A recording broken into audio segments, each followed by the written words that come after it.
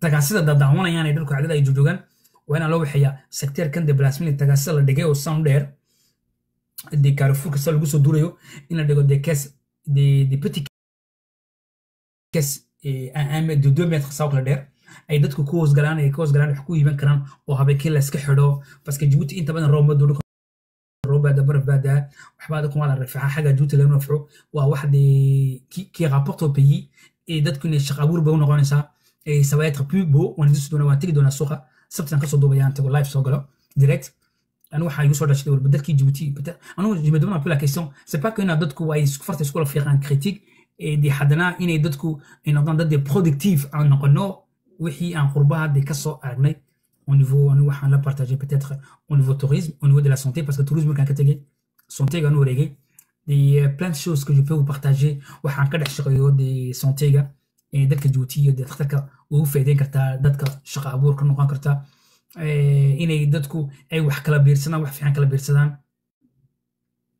ay dadku ay isweydaarsadaan fikro qurux badan aan markaan arko malabo el partage des idées el partage de différents opinions inay dadku opinion isweydaarsadaan wax de productive iyo waxay dadku ay ka helayaan qofka waxba ka maqan waxba ku dhex jiro qofka se ilaa dadku wax ku dhex abuuray mais ça sort pas idée kama soo baxayo mais korka amro aragto qof hadlay wixii kale okay aniga way ku jirto waxaas inuu qofku soo saaro uu ideyga qof kale la partage marka maxay ka dhalanaysaa wax qurux ma ka dhalanaya oo vraiment très très beau et dadkuna ay iswadaarsan karaan fikradiyo qurux badnaa ay dadkuna ay wax ka biirsan karaan ay dalka iyo dadkuba ay faa'iido ka heli karaan ina bulshada wax lagu dhiso c'est pas dadkeena la xiliga lacag dadka ma siiyo dadka waxa la siiyaa wax aqoon baa la siiyaa idée wala clips donc idée wala bien mais par contre j'aimerais partager idée jida waxaan arkay inaan dadka Djibouti peut-être dalkayga uu faa'iideynaya surtout waxaan inaan isku daaga doonaya oo dadka si fiican uga faa'iideeyo la connexion entre dadka si dadka la isku connecteeyo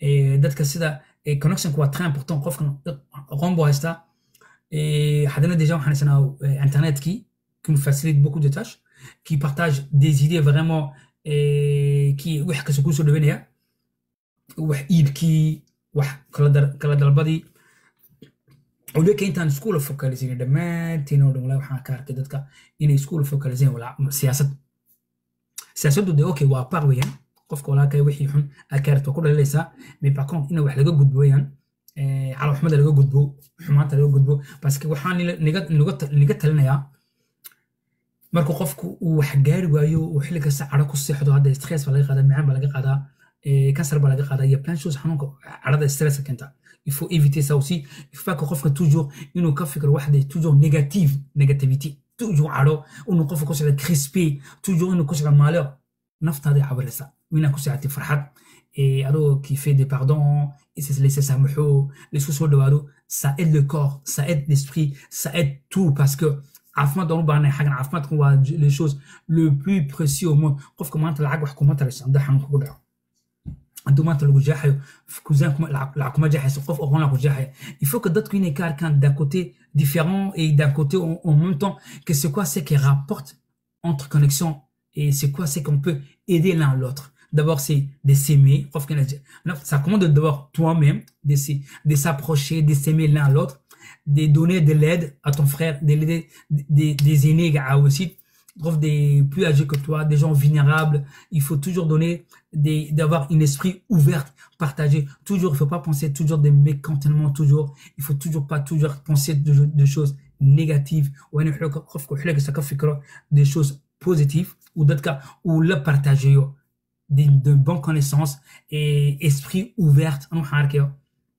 sujet maanta ka hadla wallahi bilay c'est plutôt maxay ahayd waxaan de ka soo arkay inaan dadka la partageyo waxaan u soo gal live kan maanta koobana inaan wixii xafladii ka dhacday Ottawa de dadkii aan qabaqaabiyay inaan xagan ka salaamo aan ka hambaleeyo dhamaantooda xaflada badan oo kala soo socda oo badan qu'on puisse partager aussi et on va se rencontrer ani inamadii xabli soo qabaqaabiyay xafladii wax badan bay soo wadaan on j'ai vraiment très apprécié waartama aad baan u jeclaaday dad isku duuban oo divers idées isku yimid oo wax wada dhaqaajay c'est vraiment très important waxa dadku aanu waranay hadii dadka diaspora gawaata reer Djibouti war dadku soo dhawaada waxaan inaan laga gudbooyaan qofkan duude toujours u yahay hada dad inay dad kula haraamaan qofan daaray toujours il est négatif toujours négatif, il faut lâcher, il faut laisser en paix parce que ils donnent pas des connaissances, par contre, ils donnent de la haine, ils donnent des choses, tu vas prendre aucune espérance de lui parce que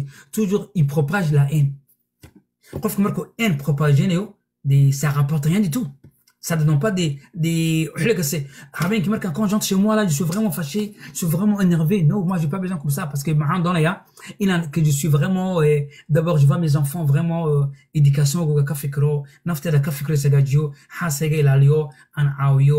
y a plein de choses. D'abord ça commence de soi-même. Moi et mes enfants et ma femme. OK. Et la famille qui sont en charge, et la famille qui me soulève. Deux, comment je peux aider l'autre personne? Comment je peux donner des idées, des conseils, mon frère qui est de l'autre côté? Comment je peux donner de l'autre personne qui a besoin de l'aide? Parce que les gens, c'est pas uniquement l'aide, c'est pas l'argent. Parce que il y a des moments quand tu as besoin de cette personne, il a besoin de l'accompagnement, il a besoin de consentement. Il faut donner du temps pour ton gars, partager, aller chez il faut discuter avec lui. Peut-être il a besoin que tu peux donner des câlins ou donner des idées, de rester avec lui, prendre un café. T'as vu? Il y a plein de choses que c'est important, ça la rapporte pour sa vie et pour sa santé aussi.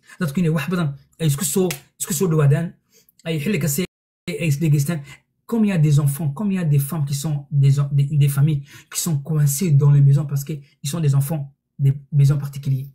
Aucun de Prof qui n'a des c'est vraiment très important. Prof Marcassi, et ça l'aide. Quand tu écoutes cette personne, tu donnes ton temps là. Il y a la journée quand je passe, j'écoute plusieurs personnes. J'écoute tous mes résidents parce qu'ils me racontent plein d'histoires.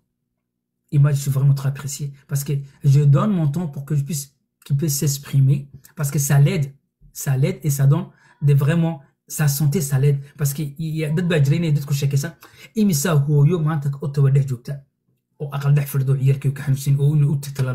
qui fait une visite, qui a des enfants qui sont malades, il y a des enfants qui sont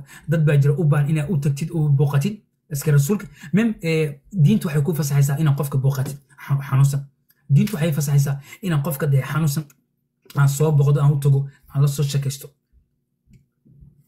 D'un côté, même ma religion me permet qu'il faut que je fasse une visite, que je pars à l'hôpital et que je fais une visite à quelqu'un qui est malade. Il en offre un resto, un seul resto. Même ma religion me permet que je puisse partir et voir cette personne. marka dadkanu inta de aanasha iyo ka yar qaado fanta qaado Assalamu alaykum soo dhawow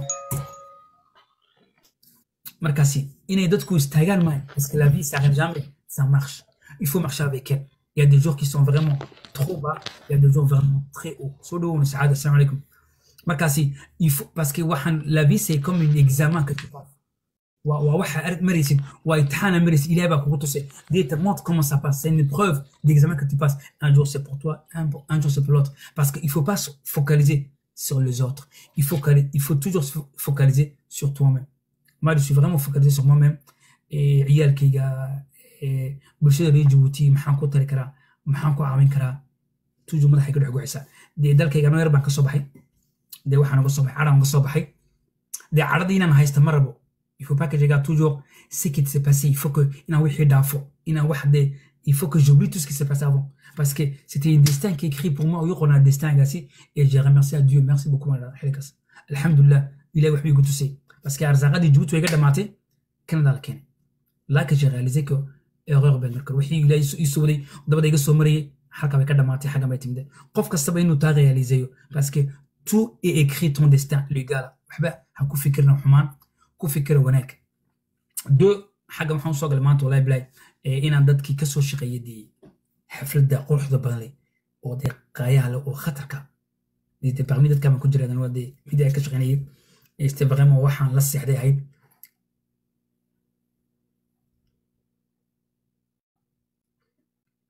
waxaan la seexday la farxasanaa c'était ça ta vie il faut que les gens se tendent la main inay dadku qofka walaaka gacanta u fidisid même il faut toujours se donner et il faut toujours donner l'autre personne une raison que l'erreur peut arriver mais on peut se corriger là mon frère on peut s'aider entre humanité entre frères entre parce que c'est pas uniquement la famille mais entre humains c'est très important de se donner la main de s'aider les gars là c'est pas la peine que je vois qu'il y a combien de personnes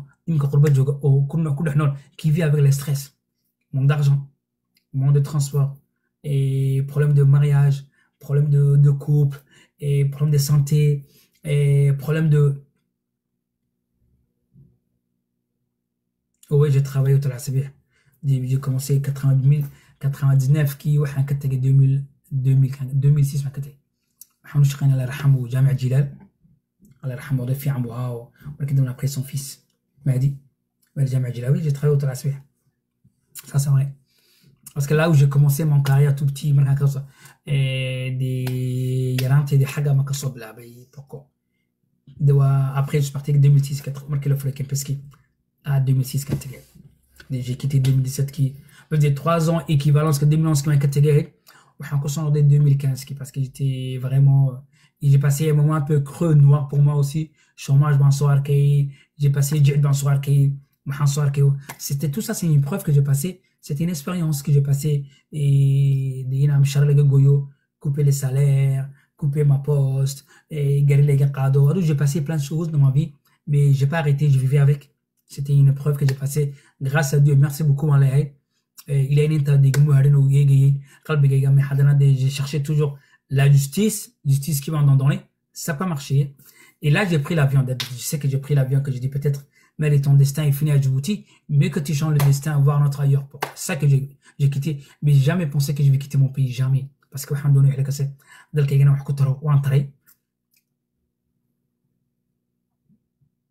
ouais, merci beaucoup, à vrai dire, merci beaucoup. Je suis vraiment dans le secteur domaine tourisme, gars. Mais là, j'ai vraiment aimé. J'étais directeur de l'école hôtelière d'Artad et j'ai travaillé des gens professionnels. J'ai remercié infiniment le directeur général Kempinski, Bac Charaton, Yannick Lebris, qui a embauché plusieurs jeunes que j'ai embauchés. Parce que j'ai accompagné même les jeunes, t'as vu. Mais là, actuellement, t'as vu.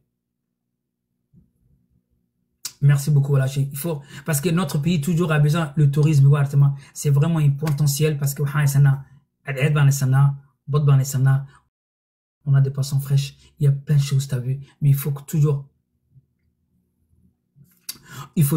être toujours négativement et positif pour qu'on puisse développer notre pays parce qu'on sait qu'il y a des choses qu'on ne peut pas passer. Ok, vu que maintenant de Djibouti, parce que je suis des gens intellectuels, je me rappelle très bien, en 2012, 2011, parce que short parce que tellement que j'ai envie de donner quelque chose de bien à mon pays, là, c'était mon premier. J'étais tout petit encore, mais je disais, voilà,